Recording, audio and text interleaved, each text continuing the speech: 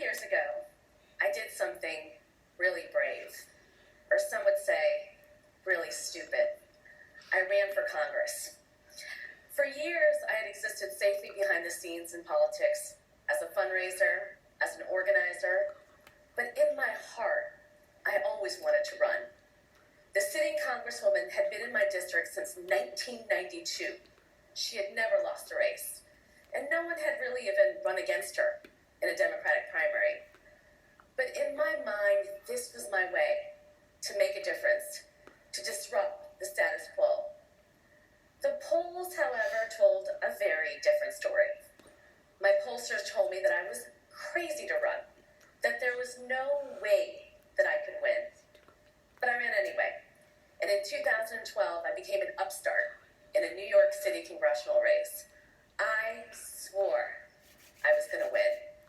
I had the endorsement from the New York Daily News, the Wall Street Journal snapped pictures of me on election day, and CNBC called it one of the hottest races in the country. I raised money from everyone I knew, including Indian aunties that were just so happy an Indian girl was running. But on election day, the polls were right, and I only got 19% of the vote. And the same papers that said I was a rising political star now said I wasted $1.3 million on 6,321 votes.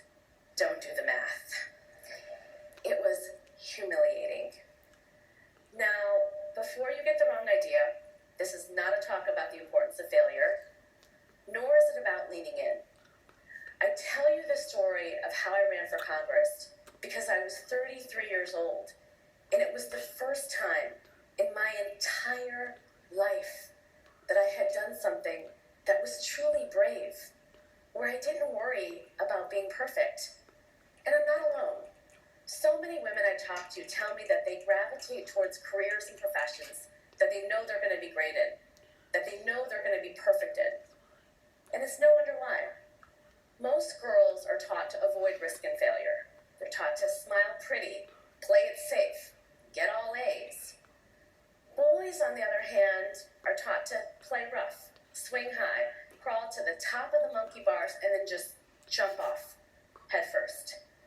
And by the time they're adults, whether they're negotiating a raise or even asking someone out on a date, they're habituated to take risk after risk. They're rewarded for it.